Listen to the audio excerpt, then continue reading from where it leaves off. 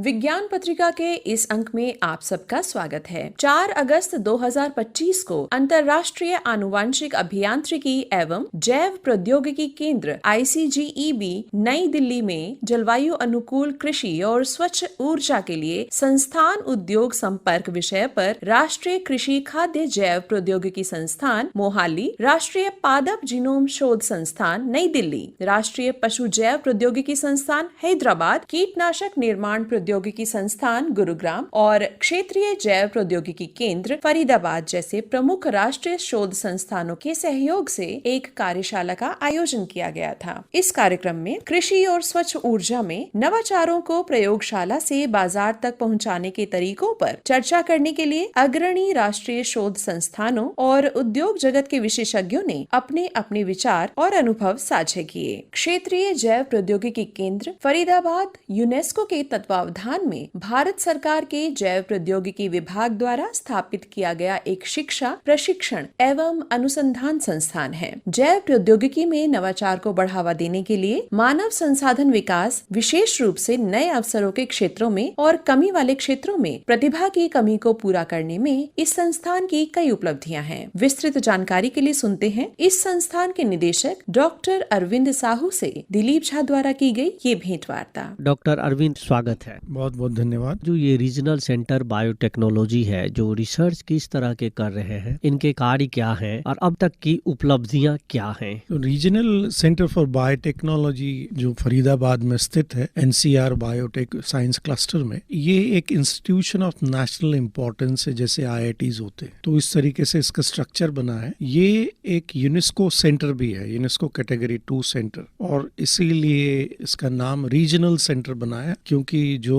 UNESCO के centres होते हैं वो सब अलग अलग रीजन में होते हैं, और ये एक रीजनल सेंटर फॉर बायोटेक्नोलॉजी जो इंडिया में बनाया गया है वो एक फरीदाबाद में स्थित है। तो इसमें 2 अलग अलग ग्रुप्स हैं मेजर हमारे। इसमें एक हेल्थ साइंस पे काम होता है और एक प्लांट बायोटेक्नोलॉजी में काम होता है। तो दोनों में अलग अलग तरीके से रिसर्च करते हैं। तो जो फोकस है इसमें अलग अलग तरह की जो डिजीज होती है, जैसे वायरल डिजीज है ना, वायरस के वजह से जो होती है, आजकल सभी को पता है क्योंकि कोविड के बाद में कि इससे क्या हो सकता है और उसके परिणाम क्या हो सकते हैं। तो ये वायरस क्या होते हैं, ये हमें कैसे इन्फेक्ट करते हैं, अगर हमें डिजीज को ठीक करना है तो क्या होना चाहिए, या डिजीज होने के बाद में इसके परिणाम क्या होते हैं, ये सभी चीजों पे हम काम करते हैं। तो जो उसके परिणाम है, इसको डायरेक्टली वायरस को कैसे हम दवा बना सकते हैं, टारगेट कर सकते हैं, और ऑल्सो उसके जो परिणाम है उसको कैसे कम किया जा सकता है। तो जैसे हमने कोविड के समय देखा कि लोगों की जो डेथ है वो वायरस की वजह से, जो बॉडी की जो डिफेंस मैकेनिज्म है वो उसकी तीव्रता इतनी बढ़ गई कि हमारे शरीर को ही उसका नुकसान होने लगा। तो ये सारी चीजें स्टडी करते हैं। इसमें बाकी डिजीज जो हैं उसमें भी काम किया जाता है, जो ह्यूमन डिजीज है जो मनुष्य को होती है। तो सिर्फ प्लांट बायोटेक्नोलॉजी जो है तो उसमें कैसे कर सकते हैं, जैसे फंगल डिजीज जो होती है जिसकी वजह से बहुत सारा जो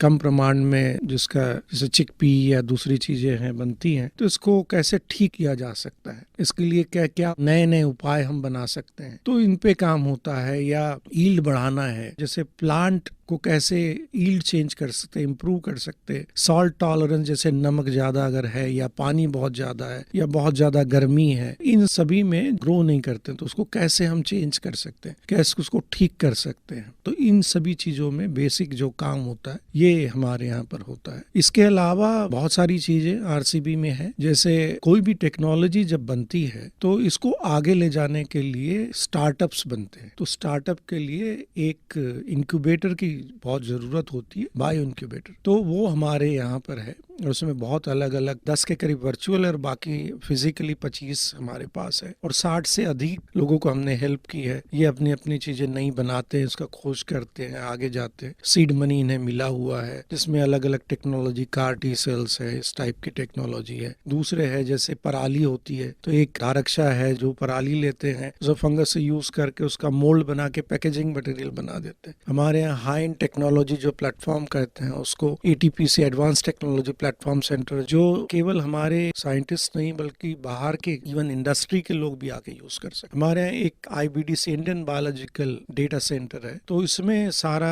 जो डिजिटल डेटा है, जीनोम डेटा है या दूसरे तरीके का डेटा, ये स्टोर किया जाता है। तो ये बना गया था कोविड के समय। तो कोविड इंडिया में फैल रहा था, तो आपको याद होगा अलग अलग वेरिएंट के नाम आ रहे थे, ओमिक्रॉन आ गया, डेल्टा आ गया। तो ये सारे सीक्वेंस हो रहे थे। जो डिपार्टमेंट ऑफ बायोटेक्नोलॉजी जो हमें फंड करता है, ये और बाकी जो है CSIR है, ICMR है, सभी लोग एक साथ आके INSACOG एक प्रोग्राम बनाए थे जिसमें बहुत सारे इंस्टीट्यूशंस इन्वॉल्व थे। ये सारे स्टोर हमारे यहाँ पर होते थे। तो इसको रियल टाइम में कौन से स्ट्रेन किस भाग में, किस प्रदेश में सर्कुलेट हो रहे हैं, ये डेटा हम एनालिसिस करते हैं, जो कि आज भी हम कर रहे हैं। तो अगर आप जानना चाहें तो इसकी वेबसाइट पे जाएं तो आपको पता चलेगा कि अभी अगर कोविड के वेरिएंट कौन से हैं। तो इस टाइप का डेटा भी हमारे यहाँ है, या जीनोम डेटा जो है जो कि इंडिया में हुआ है वो भी यहाँ स्टोर किया हुआ। तो ऐसे बहुत अलग अलग चीजें, जैसे बायो3 के तहत बायो क्लस्टर्स बनेंगे, तो उसमें जैसे हमारे पास बायो इंक्यूबेटर है, लेकिन इनका ग्रेजुएशन होना जरूरी है, इनको ऊपर जाना है, तो इनकी छोटी फैसिलिटी अब बड़ी चाहिए, पायलट प्लांट्स चाहिए। तो बायो3 के तहत बायो क्लस्टर में ऐसे पायलट प्लांट्स बनाएंगे जो कि ये यूज कर पाएंगे इंडस्ट्री बनाने से पहले। तो ये जो हैंड होल्डिंग है लैब से, जिसे हम डीप टेक कहते हैं, कि लैब से शुरुआत करके फिर उसके बाद बायो इंक्यूबेटर में जाइए, वहां से अपनी शुरुआत कीजिए, पायलट प्लांट यूज कीजिए, वहां बड़े स्केल पे बड़े मात्रा में बना के देखिए और आगे जाइए। ये सारी चीजें जो एक जगह करने का एक प्रयास है NCR बायो क्लस्टर में, जहाँ की RCB स्थित है। स्टार्टअप इंडिया, एंटरप्रेन्योरशिप इंडिया एक बहुत बड़ा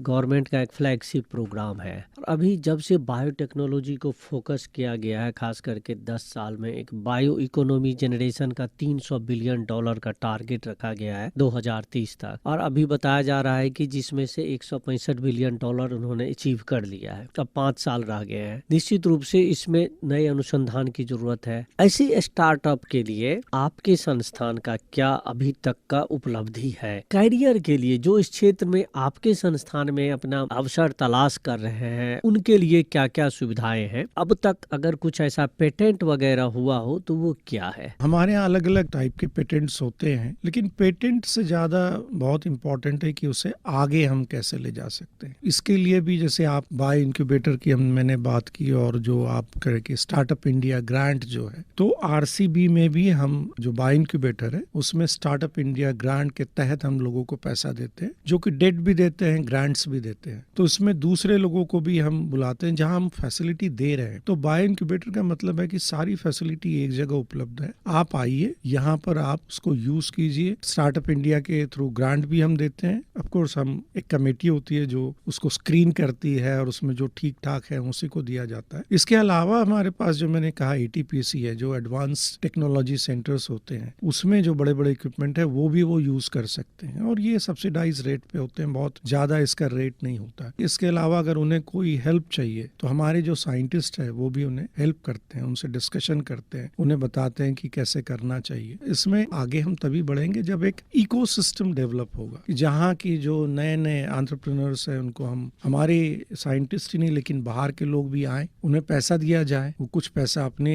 रेस करें, उनको फैसिलिटी दी जाए, उन्हें एक बार अच्छा ठीक से बन रहा है तो आगे पायलट प्लांट में हेल्प किया जाए, और इस तरीके से हर जगह हैंड होल्डिंग करें। रेगुलेशंस अलग अलग होते हैं, रेगुलेटरी, उसमें उन्हें मदद की जरूरत होती है। ऐसे यूनिट्स बनाए जाएं कि पेटेंट कैसे करते हैं, पेटेंट सेल की होने की जरूरत होती है, रेगुलेशन का कैसे होता है उसकी है। तो हैंड होल्डिंग की बहुत ज्यादा जरूरत होती है, जो कि हम अपने बायो इंक्यूबेटर में करते। तो RCB सभी तरीके से, ना कि केवल सिर्फ हमारे अपने जो साइंटिस्ट हैं उनको हेल्प करते हैं, बल्कि जो भी कोई चाहे, ये ओपन फैसिलिटी है, जो कोई आए, और ये एडवर्टाइज होता है, आप डायरेक्टली आ सकते हैं, आप बात कर सकते हैं, आप फंड के लिए अप्लाई कर सकते हैं, अगर आपने रेस किया है तो आप जगह मांग सकते हैं। तो ये सभी तरीके से हम उनको हेल्प करते हैं। इसमें जैसे अलग अलग स्तर पे हमारे यहाँ कोर्सेज की शुरुआत की है हमने। तो जैसे नॉर्मली लोग बैचलर्स करते हैं, मास्टर्स करते हैं, फिर PhD करते हैं। तो हमने एक भी नया DBT जो है, डिपार्टमेंट ऑफ बायोटेक्नोलॉजी, इसके 15 संस्था है, अलग अलग इंस्टीट्यूट है, सभी एक जगह आके एक हमने नया PhD प्रोग्राम शुरुआत की है लास्ट ईयर से। अब सेकंड बैच आई है, जिसे हम I3C brick RCB PhD programme के नाम से हमने उसको लिखा हुआ है। तो इसमें ये जो PhD है, थोड़ा हमने काफी सारे चेंजेस किए हैं, ताकि एंटरप्रेन्योरशिप की अपने आप अगर आप कुछ करना चाहते हो तो उसका भी बढ़ावा दी जाए, उसकी भी समझ हो उनको, और बाकी सबसे अच्छा साइंस जो है उन्हें पढ़ाया जाए। तो उसमें ये प्रोग्राम की जो खासियत है वो ये है कि जब हम उसको 15 संस्था के लिए एक साथ सभी बच्चे, सभी डायरेक्टर, सभी यहाँ के साइंटिस्ट एक जगह आरसीबी में आके उनका सिलेक्शन करते हैं। सिलेक्शन होने के बाद में फिर उन्हें 6 महीना ट्रेनिंग दी जाती है। और ये जो सब्जेक्ट पढ़ाते हैं हम, ये वो सब्जेक्ट नहीं है जो ऑलरेडी वो पढ़ के आए। हम नई जैसे डेटा साइंस है वो हम पढ़ाते हैं, रेगुलेशन कैसे होते हैं, एंटरप्रेन्योरशिप कैसी होती है, एथिक्स क्या है, अलग अलग चीजें जो उनकी जरूरी है। उन्हें वर्कशॉप के थ्रू डिजाइन थिंकिंग कैसे होती है, किसी भी प्रॉब्लम को अप्रोच कैसे करते हैं, ये सारी चीजें सिखाते हैं। और दोपहर में हर दिन हाई एंड प्लेटफॉर्म्स जो होते हैं, नई टेक्नोलॉजी है वो कैसे यूज करते हैं, इंस्ट्रूमेंट कैसे यूज करते हैं, उसका फायदा क्या है, ये सारी चीजें सिखाते हैं 6 महीना। अब इसके बाद में एक बड़ा इंटरेस्टिंग कंपोनेंट हमने ऐड किया हुआ जो कि इंडिया में पीएचडी में नहीं होता है। अब इन सभी बच्चों को हम फील्ड में भेजते हैं। तो जैसे फील्ड वर्क है, तो वो चाहे एग्रीकल्चर हो, वो चाहे सोशल हो, या वो मेडिकल है, लेकिन उन्हें जाना फील्ड में, और फील्ड में जाके उन्हें ये देखना है कि प्रॉब्लम क्या क्या है, प्रॉब्लम आइडेंटिफाई करना है। प्रॉब्लम आइडेंटिफाई कैसे करेंगे, कैसे लोगों से बात करोगे, सर्वे करोगे, 1-to-1 इंटरेक्शन करोगे, ग्रुप में करोगे, अलग अलग तरीके। और इसमें कोई फिक्स प्रोटोकॉल नहीं, लेकिन हम चाहते हैं कि वो जो इंडिया के प्रॉब्लम है वो समझे और उसे कैसे जाना जा सकता है ये सीखे और उसकी एक रिपोर्ट बनाए। उसके बाद में ये बड़े प्रोजेक्ट में काम करते हैं जिसमें 4-5 बच्चे एक ही प्रोजेक्ट में अलग अलग चीजों पे काम करते हैं, जहाँ सभी संस्था के अलग अलग साइंटिस्ट आके उस बड़े प्रॉब्लम को सॉल्व कर रहे हैं और इनके इंटरैक्शंस कंटिन्यूअसली होते हैं। तो ये एक नया प्रोग्राम हमने शुरू किया है। आरसीबी में एक प्रोग्राम हमने ये भी शुरुआत की है कि जो इंडस्ट्री के लिए बच्चे तैयार करने चाहिए। तो इंडस्ट्री में जो काम होता है वो अलग होता है जो कि लेबोरेटरी में होता है, संस्था में होता है। तो हमने इंडस्ट्री से सभी से बात की और इंडस्ट्री से कहा कि आप हमें कौन सा प्रोग्राम चाहिए वो आप बताइए। तो उसके कोर्स वर्क बनाने में हमें हेल्प कीजिए। सिर्फ हेल्प नहीं कीजिए, पढ़ाने में भी आप मदद कीजिए, क्योंकि जो लोगों का 20 से 25-30 साल का एक्सपीरियंस है, ऐसे लोगों को हमें दीजिए जो आके पढ़ाएंगे बच्चों को, जो एक्चुअली काम क्या होता है। तो ये 6 महीने हम उन्हें पढ़ाते हैं। इसके बाद में हमें उनसे 3 से 4 महीने का इंटर्नशिप के लिए इंडस्ट्री में भेज रहे हैं। तो जैसे सीरम इंस्टीट्यूट है, स्पीरा है, सन फार्मा है, तो ये ऐसे बड़े बड़े जो इंडस्ट्रीज है यहाँ हम उनको भेज रहे हैं ताकि वो एक्चुअली फर्स्ट हैंड सीखे। तो ये जब बच्चे सारा सीख लेंगे तो हमें लगता है कि ये बहुत अच्छे तरीके से काम कर पाएंगे। ये भी एक नया प्रोग्राम हमने स्टार्ट किया। जैसा कि माननीय प्रधानमंत्री ने कहा था कि सोशल रिस्पॉन्सिबिलिटी ऑफ साइंटिस्ट, कि वैज्ञानिक जो अनुसंधान कर रहे हैं तो उनकी सामाजिक जिम्मेवारी क्या है, सामाजिक समस्याओं को किस तरह से उसमें समाधान की ओर जाते हैं। तो आपने जो बताई है कि जो नई आपने योजना बनाई, जो कार्य किया है, निश्चित रूप से समाज में जाके उस समस्या को समझना और फिर से एक बड़े स्तर पे जाके उद्योगों में जाकर के उस समस्या के समाधान की तलाश करना है। डॉक्टर अरविंद साहू जी, आपने आकाशवाणी के लिए समय निकाला, आपने अपने सेंटर में हो रहे कार्यों, युवाओं के लिए अवसर और जो भविष्य की जो योजनाएं हैं जो उद्योग और जो अनुसंधान क्षेत्र के लिए है, उस सब पर आपने जानकारियां दी। बहुत बहुत धन्यवाद। अब सुनिए ये वार्ता, पदार्थ की नई अवस्था, सुपर सॉलिड प्रकाश। वार्ताकार है इरफान यूमिन, विज्ञान लेखक और विज्ञान संचारक। इटली के वैज्ञानिकों ने क्वांटम फिजिक्स के क्षेत्र में एक ऐतिहासिक खोज की है, जिसमें उन्होंने पहली बार प्रकाश को अति ठोस या सुपर सॉलिड अवस्था में परिवर्तित किया है। ये एक ऐसी दुर्लभ और अनोखी अवस्था है जिसमें पदार्थ एक ठोस और तरल जैसी अवस्था यानी सुपर फ्लूइड जैसे दोनों गुण के प्रदर्शित करता है। ये खोज क्वांटम भौतिकी, फोटोनिक्स और सामग्री विज्ञान के क्षेत्र में क्रांतिकारी बदलाव ला सकती है। सुपर सॉलिड एक असामान्य क्वांटम अवस्था है जिसमें पदार्थ एक क्रिस्टलीय संरचना यानी ठोस की तरह बना रहता है, लेकिन साथ ही ये बिना किसी घर्षण यानी विस्कोसिटी के तरल की तरह भी प्रभावित हो सकता है। ये सामान्य भौतिकी के नियमों को चुनौती देता है, क्योंकि सामान्यतः ठोस पदार्थ अपनी आकृति बनाए रखने और तरल पदार्थ के रूप में स्वतंत्र रूप में बहते रहने की क्षमता रखते हैं। सुपर सॉलिड में ये दोनों गुण एक साथ मौजूद होते हैं, जो इसे क्वांटम के दायरे में एक अनोखा पदार्थ बनाते हैं। इसकी क्रिस्टलीय संरचना यानी क्रिस्टलाइन ऑर्डर की बात करें तो ये ठोस पदार्थ की तरह एक नियमित व्यवस्थित जालक संरचना यानी लैटिस बनाता है, जिसमें परमाणु या कण एक निश्चित पैटर्न में व्यवस्थित होते हैं। ये सुपरफ्लूइड की तरह बिना किसी घर्षण या ऊर्जा हानि के प्रभावित हो सकता है। सुपरफ्लूइड्स ऐसी सामग्री होती है जो अत्यंत निम्न तापमान पर, जैसे कि पूर्ण शून्य यानी -273.15 डिग्री सेल्सियस के करीब बिना किसी प्रतिरोध के बह सकती है। यह संयोजन सामान्य अनुभव से परे है, क्योंकि ठोस और तरल पदार्थ की ये दोनों विशेषताएं परस्पर विरोधी मानी जाती हैं। सुपर सॉलिड की ये खासियत इसे क्वांटम भौतिकी में एक असाधारण अवस्था बनाती है। सुपर सॉलिड की अवधारणा सबसे पहले 1960 के दशक में सैद्धांतिक भौतिकी विदों जैसे कि एंथनी लेगेट और उनके सहयोगियों द्वारा प्रस्तावित की गई थी। उन्होंने सुझाव दिया था कि कुछ क्वांटम सिस्टम जैसे हीलियम 4 में ऐसी व्यवस्था संभव हो सकती है जहां परमाणु एक क्रिस्टल संरचना बनाए रखते हुए भी सुपर फ्लूइड की तरह व्यवहार करें। साल 2004 में पेंसिल्वेनिया स्टेट यूनिवर्सिटी के शोधकर्ताओं मोसेक यान और उनके सहयोगी यू कीम ने ठोस हीलियम 4 पर किए गए प्रयोगों में सुपर सॉलिड व्यवहार के संकेत देखे। उन्होंने पाया कि ठोस हीलियम 4 में कुछ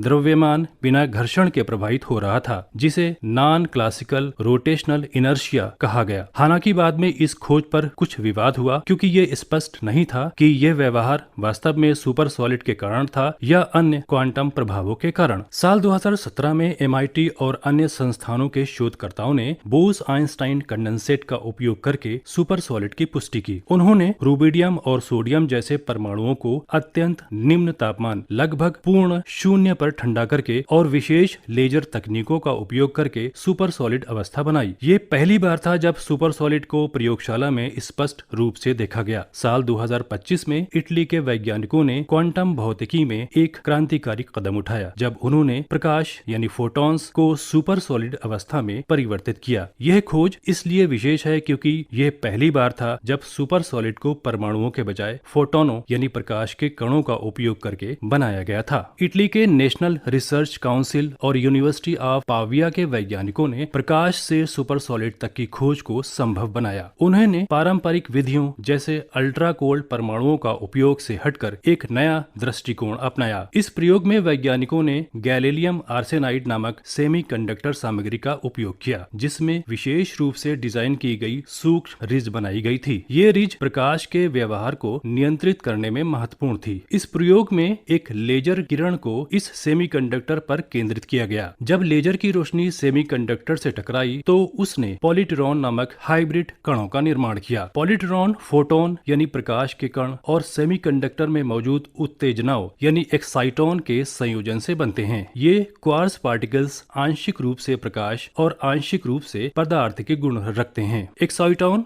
एक क्वांटम भौतिकी की अवधारणा है जो सेमीकंडक्टर और इंसुलेटर जैसे पदार्थों में देखी जाती है। ये एक क्वार्सी पार्टिकल है जो तब बनता है जब एक इलेक्ट्रॉन और एक होल यानी इलेक्ट्रॉन की अनुपस्थिति परस्पर आकर्षण के कारण साथ बंधे होते हैं। यह क्रांतिकारी खोज क्वांटम भौतिकी में एक नया दृष्टिकोण प्रदान करती है। यह पहली बार है जब प्रकाश, जो सामान्यतः ऊर्जा का रूप है, को सुपर सॉलिड जैसे पदार्थ की अवस्था में परिवर्तित किया गया। यह क्वांटम मैकेनिक्स और प्रकाश पदार्थ अंतर क्रियाओं की समझ को गहरा करता है। पारंपरिक सुपर सॉलिड बनाने के लिए अल्ट्रा कोल्ड परमाणुओं और लगभग पूर्ण शून्य तापमान की आवश्यकता होती है, जो प्रयोग को जटिल बनाता है। लेकिन ये नई विधि सामान्य प्रयोगशाला परिस्थितियों में काम करती है, जिससे इसे अध्ययन और उपयोग करना आसान हो जाता है। एक सवाल उठता है कि सुपर सॉलिड प्रकाश का रंग कैसा होगा। इसका रंग उस लेजर प्रकाश की वेवलेंथ पर निर्भर करता है जो प्रयोग में उपयोग किया गया था। इटली के वैज्ञानिकों ने अपनी खोज में गैलिलियम आर्सेनाइड जैसे सेमीकंडक्टर का उपयोग किया और उस पर एक लेजर किरण डाली गई, जिससे पॉलिट्रॉन यानी फोटोन और एक्साइटॉन का मिश्रण बने और फिर सुपर सॉलिड अवस्था प्राप्त हुई। पाया गया कि सुपर सॉलिड अवस्था में मौजूद पॉलिट्रॉन उस लेजर की वेवलेंथ को प्रतिबिंबित करते हैं जो सामान्यतः प्रयोग में उपयोग की जाती है। गैलियम आर्सेनाइड जैसे सेमीकंडक्टर में लेजर की वेवलेंथ अक्सर निकट अवरक्त यानी नियर इंफ्रारेड रेंज में होती है, जो लगभग 700 से 850 नैनोमीटर होती है, जो मानव आंख के लिए लाल या अदृश्य हो सकती है। इसका मतलब ये है कि यदि आप इसे नग्न आंखों से देखें तो ये या तो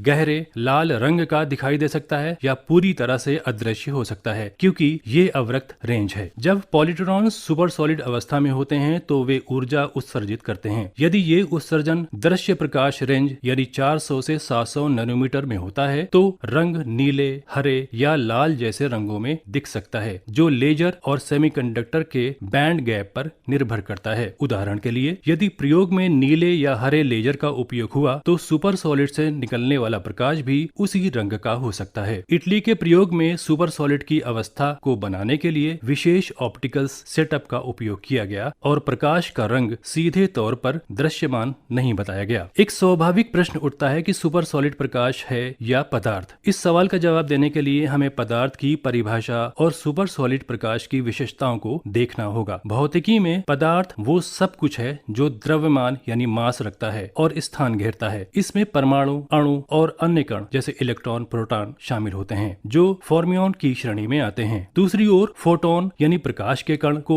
पदार्थ नहीं माना जाता, क्योंकि उनके पास द्रव्यमान नहीं होता। वे बोसॉन हैं और ऊर्जा के वाहक हैं। उधर एक्साइटॉन जो इलेक्ट्रॉन और होल यानी एक क्वार्ट्ज पार्टिकल जिसे इलेक्ट्रॉन की अनुपस्थिति के रूप में परिभाषित किया जाता है की जोड़ी से बनते हैं, पदार्थ के गुण रखते हैं, क्योंकि इलेक्ट्रॉन द्रव्यमान वाला कण है। सुपर सॉलिड प्रकाश को पूरी तरह से पदार्थ कहना सटीक नहीं होगा, लेकिन इसे पूरी तरह से गैर पदार्थ कहना भी गलत होगा। ये एक हाइब्रिड क्वांटम अवस्था है जिसमें पदार्थ यानी एक्साइटॉन और प्रकाश यानी फोटोन दोनों के गुण होते हैं। इसकी क्रिस्टलीय संरचना और सुपर फ्लूइड व्यवहार इसे पदार्थ की कुछ विशेषताएं देता है, लेकिन इसका आधार पॉलिट्रॉन होने के कारण यह शास्त्रीय पदार्थ जैसे ठोस या तरल से अलग है। क्वांटम भौतिकी के दृष्टिकोण से सुपर सॉलिड प्रकाश को एक क्वार्ट्ज पार्टिकल सिस्टम माना जाता है जो पदार्थ और ऊर्जा के बीच की सीमा पर मौजूद है। इसे पदार्थ कहना अधिक उपयुक्त होगा, क्योंकि इसमें पदार्थ के कुछ गुण जैसे क्रिस्टलीय संरचना और द्रव्यमान युक्त एक्साइटॉन शामिल हैं, लेकिन ये शास्त्रीय पदार्थ की तरह स्थायी और ठोस नहीं है। सुपर सॉलिड प्रकाश की भविष्य की संभावनाओं की बात करें तो वैज्ञानिक अब इस तकनीक को और परिष्कृत करने की योजना बना रहे हैं ताकि सुपर सॉलिड प्रकाश को और अधिक नियंत्रित और स्थिर बनाया जा सके। यह खोज न केवल सैद्धांतिक भौतिकी के लिए महत्वपूर्ण है, बल्कि ये क्वांटम प्रौद्योगिकी जैसे क्वांटम इंटरनेट, अति तेज संचार और नई सामग्री के विकास में भी योगदान दे सकती है। सुपर सॉलिड प्रकाश का उपयोग क्वांटम कंप्यूटिंग में किया जा सकेगा। सुपर सॉलिड प्रकाश क्वांटम बिट्स यानी क्यूबिट्स को अधिक स्थिर बनाने में मदद कर सकता है, जिससे क्वांटम कंप्यूटरों की गति को और दक्षता को बढ़ा सकते हैं। फोटोनिक्स की बात करें तो ये खोज अगली पीढ़ी के लिए ऑप्टिकल सर्किट और प्रकाश उत्सर्जक उपकरणों के विकास को बढ़ावा दे सकती है। सुपर सॉलिड की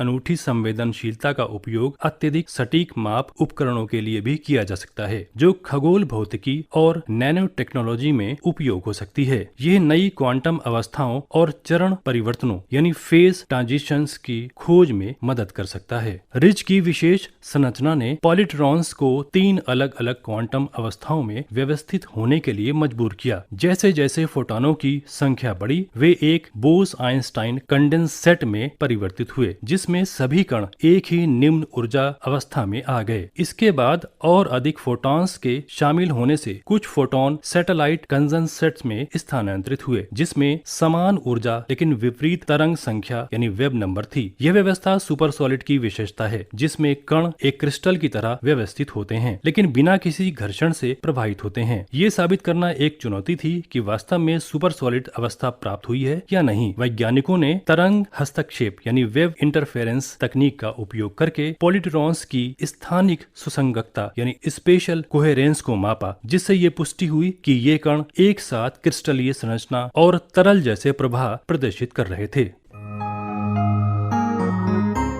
इसी के साथ विज्ञान पत्रिका का ये अंक यहीं संपन्न होता है। वाचन स्वर निशा भारद्वाज और प्रस्तुतकर्ता थे दिलीप झा।